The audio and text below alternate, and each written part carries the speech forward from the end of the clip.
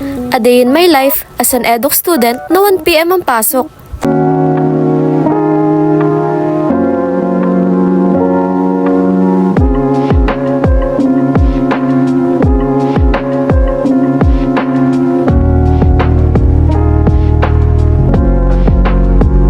Napakaaga kong gumising at gumaya kahit 1 PM pa naman yung pasok ko.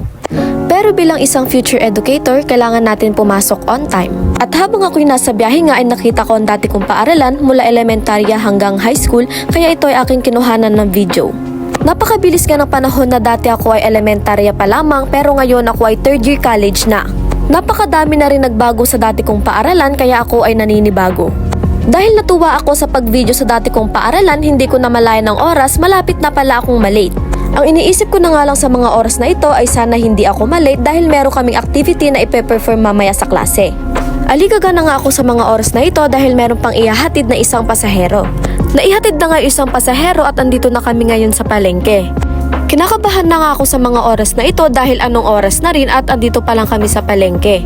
Medyo traffic pa sa mga oras na ito kaya ako ay aligaga na baka ako ay malate. Sa sobrang haba ng biyahe hindi ko namalayan na andito na pala ako sa aking paaralan. Lakad-lakad muna kahit alam ko sa sarili ko na ako ay malilate na. Bago ako pumasok sa paaralan ay nakita ko muna itong higanting Christmas tree at ito ay napakaganda. Lakad-lakad lang hanggang makapasok sa entrance. Sa mga oras na ito ako ay nagmamadali na dahil ako ay malilate na. Buti na lang dala ko ang aking ID kaya ako ay nakapasok. Dahil dito sa NC may policy na no ID, no entry. Kahit gusto kong maglakad ng sobrang bilis ay hindi pwede dahil sa takong ng aking sapatos. At dito nga nakasalubong ko ang aking mga kaklase kaya hindi na ako kinabahan na baka ako ay malate. Lakad-lakad lang hanggang makarating sa room. At andito na nga ako sa exciting part kasi papasok na kami sa room. Nakahinga nga ako ng maluwag nung makita ko na wala pa si ma'am sa room. Sa mga oras nga na ito ay naisipan ko muna mag-video habang hinihintay si ma'am na pumasok sa room. Inalis ko muna yung punggos ko dahil basang-basa pa yung buhok ko kasi nakalimutan kong magsuklay kanina sa bahay kakamadali. Suklay-suklay lang habang hinihintay si ma'am na pumasok sa room. Patawa-tawa lang ako pero ako ay kinakabahan na mamaya sa ipe-perform naming activity. Pero wala naman na kaming choice kundi mag-perform ng mga kagrupo ko. Meron na nga si ma'am sa room pero nire-write ko muna yung assignment ko. Habang sinusulat ko yung assignment ko ay yung mga ibang kaklase ko ay nagpa-practice na para sa activity na gagawin namin mamaya. At nagumpisa na nga ang activity na aming gagawin at pang-8 kaming magpe-perform. Tamang nood lang sa mga kaklase ko na nagpe-perform kasi mamaya kami na'y magpe-perform. Nabibilib nga ako kasi napakahusay nilang mag-perform ng kanilang activity. Medyo kinakabahan na nga rin ako sa mga oras na ito dahil malapit na kami mag-perform. Iniisip ko na sana mai-perform namin ng maayos ang aming ginawang activity.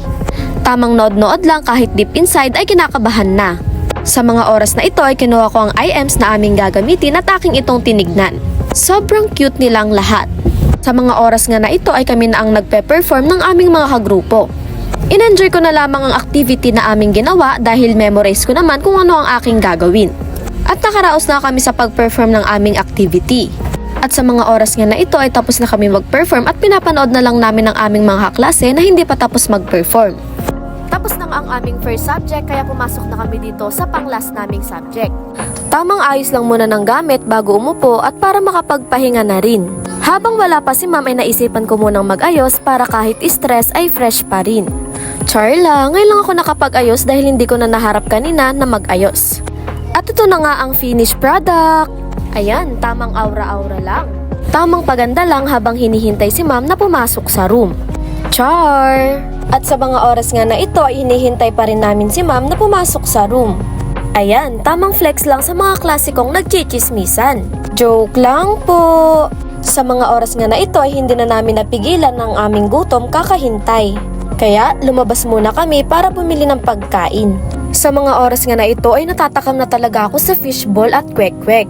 Matagal na rin kasi akong hindi nakakain ng fishball at kwek-kwek. Ayan, tamang flex lang sa mga masasarap na pagkain na ito. Sa mga oras nga na ito ay tapos na kaming bumili at hawak ko ng aking mga kakainin.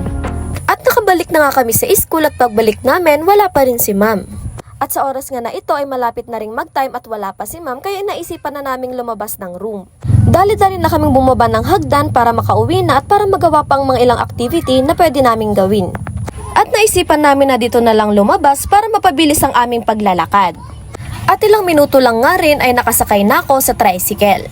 At yan ang aking a day in my life as an eduk student. Paalam!